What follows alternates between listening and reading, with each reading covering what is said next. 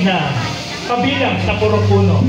Sila naman po ay nagsanay sa ilalim ng pagtuturo ng isa sa mga pinakamagaling na tagapagturo po sa ating distrito, na kahit saan po kayo pumunta, kilalang kilala nyo ang kapatid na Aljin, Coach Aljin Santinises.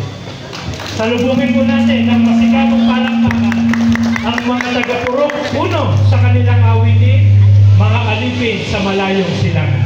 Ano iba mo, galing niya mo. Narinig mo na rin yata yun.